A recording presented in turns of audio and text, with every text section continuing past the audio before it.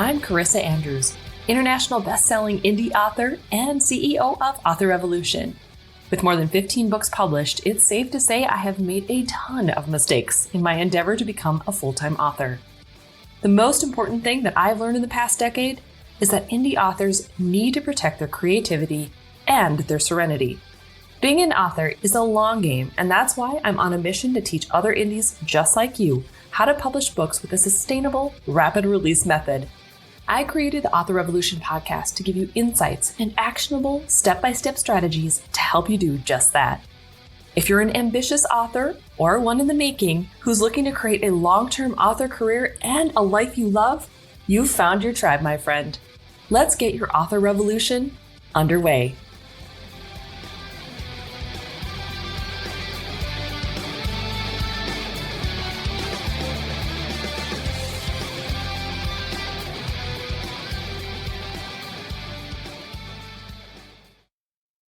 Welcome back to the podcast. I hope you've been enjoying the new expert interviews being infused into the episodes lately. Truthfully, I've been having so much fun interviewing guests that when I come back to an episode where it's just me talking, I kind of feel a little disappointed. Maybe it's the pandemic talking, I don't know, but either way, it's been an absolute joy being able to talk with other experts in the indie realm, and I can't wait for later this week because I have 2 incredible guests scheduled. More on them later, but trust me, you are gonna love them. But in the meantime, you are stuck with me again this week, my friend. So last week's episode, we had Ryan Z from Plotter, but as luck would have it, I was actually interviewed by Troy Lambert from Plotter as well on their Facebook page last week. Now in it, we were talking a lot about how I've been using Plotter for my latest series, the Diana Hawthorne Supernatural Mysteries, and of course, the way I've used it and manipulated it inside of Rapid Release Roadmap for authors wanting a way to plan out their yearly releases in more of a visual Gantt chart kind of style. So if you're interested in any of that, I'll make sure to drop the link in today's show notes so that you can go back and check that video out. There was a lot to unpack in that 30-minute interview, but I think you're going to find most of it super valuable. However, one of the things that Troy asked me was pretty profound, and it's a topic I've personally had to deal with. In fact, it's been in my editorial calendar to discuss here on the podcast, but this week I chose to move it up because of its relevancy. Now that question was, as someone who teaches rapid releasing, how do I go about teaching my students how to handle curveballs when life throws them at you? So for instance, is it ever okay to cancel or postpone your releases? Well, now for those of you who have been following the podcast for a while, you know already that this year I've had to do just that. Amends and Immortals were both scheduled for coming out this year in a much earlier fashion. Amends was originally slated to come out in February, and Immortals was already planned to come out in the middle of the year.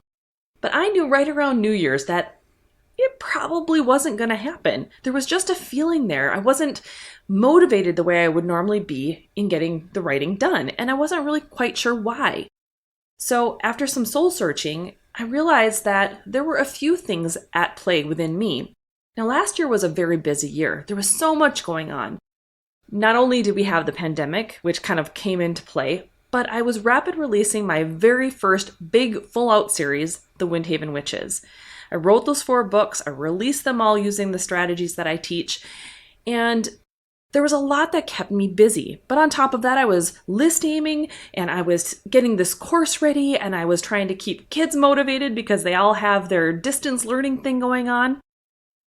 But I reached the end of this and realized I'm kind of burnt out, and it's not because of the rapid releasing per se, but because of all the things that kind of stacked on top of me all at once.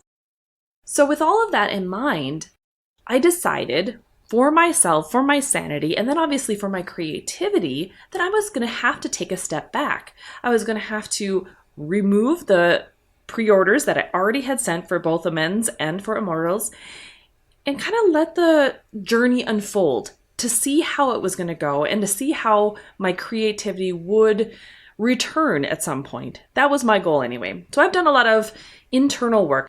If you followed me at all in my newsletter, I've been taking up the meditation styles and stuff inside of Reality Hacker, which has been very interesting. It's like a journal, it's part game, it's part meditations. It's like this weird genre mashup of things, and it's been a lot of fun to kind of wrap my head around it.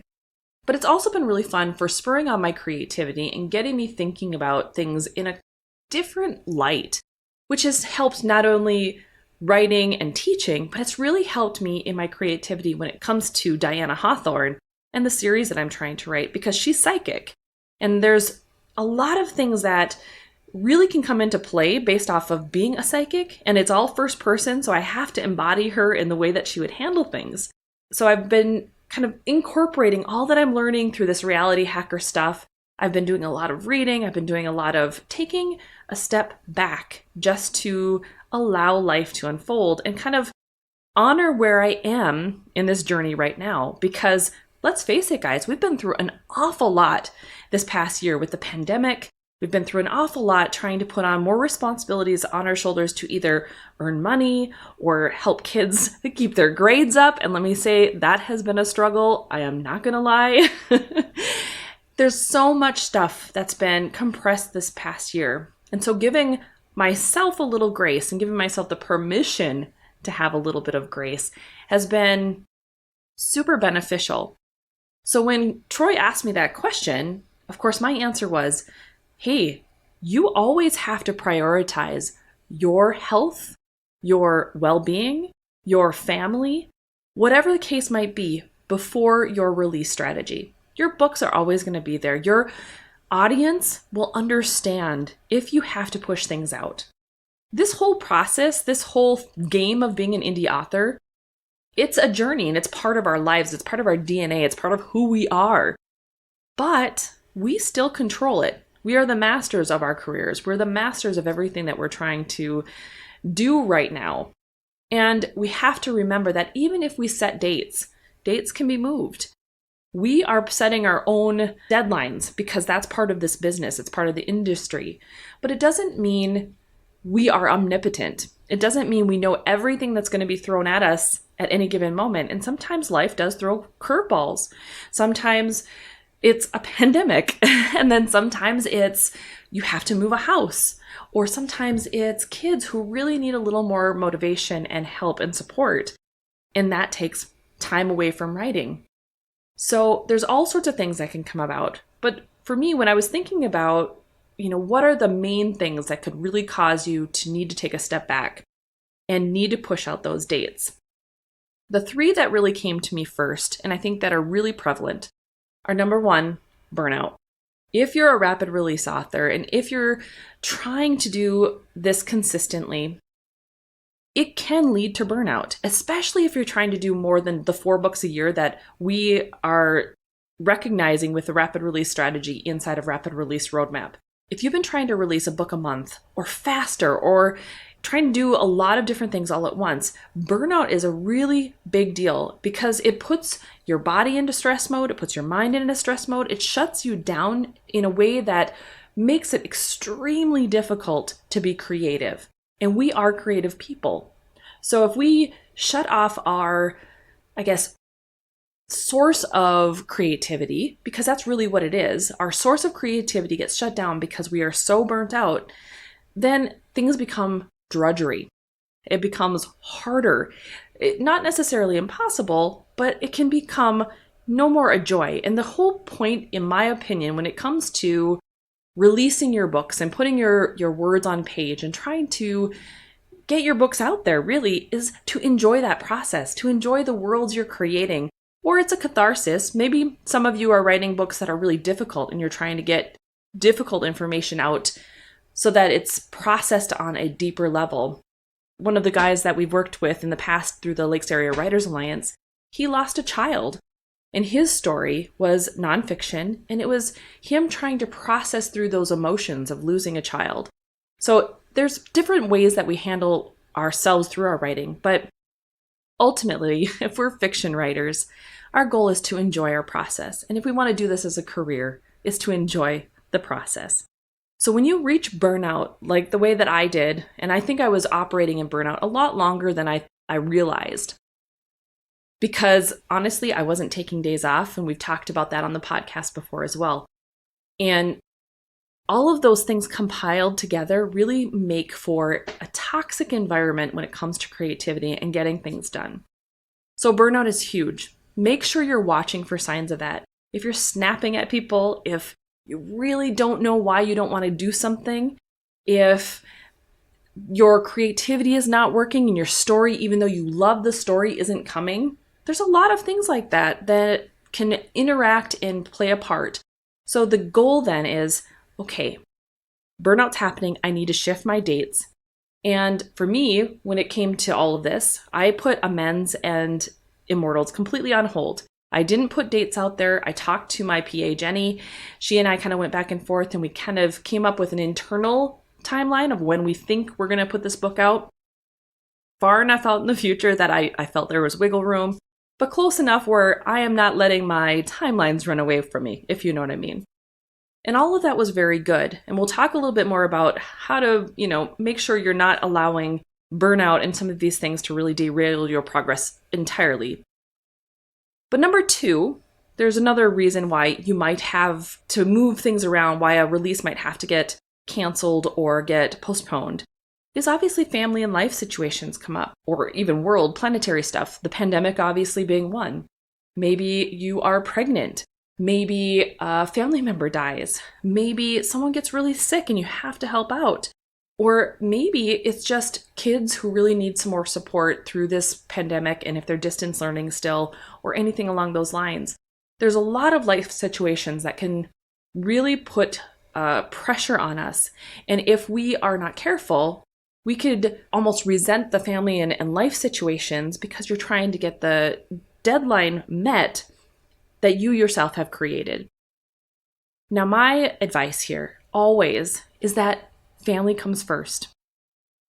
When it's possible to postpone a launch or a release or anything along those lines in order to be more supportive of family, that's where your energy should lie. Because let's face it, your books will be there. Your audience will be there. Your stories will eventually come out. But kids are only going to be kids so long. Parents who may be failing with their health are only going to be around so long. There's all sorts of life situations that have to get worked through. And a lot of the times, you'll find that if you don't put family first, they're always in the back of your mind, and it's causing more stress with your stories. It causes more issues when it comes to your creativity. So always, always put family and your life stuff first, because you are always going to be in a better place at the end of it. Now, number 3, one of the reasons why you'd have to push off any kind of release or postpone it is truly uninspired stories. Now, with Amends, I knew the storylines that I wanted to do, but I felt like I was missing something. And probably most of it was my creativity was just kind of juiced out. I needed to kind of refill that well.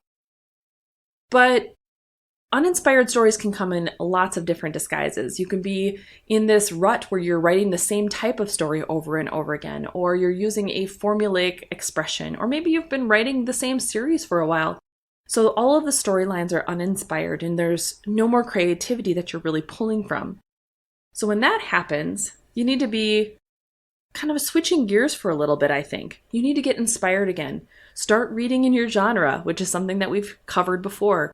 Start watching shows again that are going to spark some creativity within you. Talk with other authors about how they would handle certain things. Research different ways to pit characters against one another. Insert new characters. For me, one of the greatest things that I did was I started reading again, and I put some effort and emphasis on the first thing in the morning. The first thing I do is I grab my cup of coffee or my tea, and I sit down and I read at least one chapter every single morning. And I did that using K.F. Breen's Magical Midlife series. I guess it's called the Leveling Up series. And I'll tell you what, it was the best thing I could have done because it inspired me in a way to bring in more humor into the Diana Hawthorne series. So Amends has a lot more humor. Oracle itself, Diana has always had humor, but I've kind of amped it up even more because I enjoyed that process of reading those types of characters. And I have characters who play very well in that kind of drama, so it works very well. All of these things, when you're uninspired and your stories are uninspired, it's time to take a step back and allow yourself I guess, the room to play and experiment and try something new, because everything can come together at that moment once you've had that opportunity to take a more critical look at it, but also a more playful look at it, a more inspired look at it, a more creative way to look at it, obviously. All right, so what about when you're just trying to procrastinate? How do you know the difference? How do you know between burnout and family life stuff and uninspired stories? How do you know it's that and not just, I really want to procrastinate on this thing?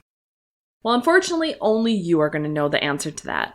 You're going to have to ask yourself those questions. What is it that is making me want to push it out? Is it fear? Is it something that is getting in the way that you haven't even realized? Maybe there's new client work and you've been prioritizing that instead. I know I've been guilty of that. Procrastination can also be in the form of releases haven't worked out for me in the past, and so I don't want to be disappointed again. I know this is one that plays in my mind sometimes. I don't want to be disappointed again, and so therefore I'm going to kind of drag my feet. All of these things can be symptoms of just being a procrastinator and not wanting to get things done. Burnout, on the other hand, is going to feel heavier. It's going to feel like nothing feels right. Like every request, every situation you're trying to get over, or everything that you're trying to handle is too much. Writing an email is too much. Making a phone call is too much. Dealing with dinner is too much. That's burnout. It filters into everything that you do, not just your creativity. But when it comes to your stories, procrastination is something that we all have to get over. And we do that by setting those deadlines and by giving ourselves maybe some rewards or punishments, depending if you're a punishment type of person. I personally work better with rewards, but hey, to be able to give ourselves a reward for finishing a week well, or doing something that is going to make you happy. For instance, Jenny and I, she's trying to reward me for getting amends written. And so every time I write a chapter, I get this gold star on a chart, and we talk about it on our Inner Sanctum chats on Facebook. We do these Inner Sanctum chats on Sunday nights, and it's just a silly conversation. Everybody has fun. Pretty much everyone who comes into this Facebook Live knows each other, and so we're just goofy as heck. But we talk about my progress with the book that I'm currently working on, and she's got this big chart that we go through, and every week the people who are joining know how many chapters I wrote because I get to put stickers on my chart. Yes, I'm a kindergartner. What can I say? But there you have it. You really do need to ask those questions on what is the reason, the true reason I want to postpone or push out a launch. And if there are those legitimate reasons like burnout or family life situations or uninspired stories, take the time you need to get your head back on straight. Take the time you need in order to master your story and produce something that you're going to be proud of. You don't want to put crap out into the world, right? You don't want to do more of that. You want to be able to write the compelling, interesting, dynamic stories that you know are brewing within you. So make sure, even if you're putting out a rapid release strategy, even if you think you're going to get it all taken care of and something is getting in your way, don't allow perfectionism and this idea that you have to stick to it to be the only option. You are in charge of your career, and you are in charge of how you handle all of those deadlines. So if you're like me, where you set a deadline and it's really difficult to switch things up, just know you're not alone, but that it is still okay, that nothing is going to go completely wrong, that the life you live is fine, that the world will keep turning and your readers will still come back, even if you miss a particular deadline and have to cancel a pre-order or have to push it back, whatever the case might be. Now, I will also mention this year, if you're in this particular boat right now, one of the interesting things that I found when I had to cancel Amends and Immortals is that Amazon is allowing, because probably this whole pandemic has shifted a lot under our feet, they're allowing all of us to be able to cancel a pre-order. And normally it would say you can't put another pre-order up for an entire year, which would be a huge bummer. But they're actually allowing us to cancel pre-orders. And then as long as you email them and say, what happened and why, they will reopen your ability to put a pre-order up, which is what I've done this year. I was able to cancel both of those pre-orders. And when I felt like I was ready and I knew things were going to be flying again, I was able to put amends up for pre-order, which that is the only pre-order I do have up. Notice I have not put Immortals back up, even though I've got the cover ready for it and all of those fun things. But I do plan on, once I have amends ready and it is launching, I'll have the pre-order ready for Immortals because that's not happening until July. So tell me, have you ever had to postpone a launch, or have you ever worried that if you set up a rapid release strategy, you might not be able to deliver on it? So maybe you don't even bother? If so, drop me a line inside the Author Revolution Facebook community and let's have a discussion about it, because I really do think we need to normalize the fact that we are setting these deadlines. And yes, we want to stick to them and we want to deliver the information and the books and the entertainment to our readers when we say we're going to. But sometimes we also have to prioritize our own self, our own well-being, and our own mental health. All right, so in addition, don't forget that you can head over to today's show notes at authorrevolution.org/73 to download today's transcript or get a link to the things that we discussed today, like the interview with Troy at Plotter. All right, my writerly friend, that's all I have for you today. I hope you feel a little bit more comfortable about setting a rapid release strategy, knowing that you can always alter things as you go on. Life is a game, my friend, and so is writing. Sometimes you just have to play the hand you're dealt with or get a new set of cards, right? It's okay to make changes, and it's okay to embrace whatever is coming at you at that particular moment in time. All will be well. Speaking of well, it's time to get some of my own writing done. And as we know, amends is not going to finish writing itself. It's also your turn. Go forth and start your author revolution.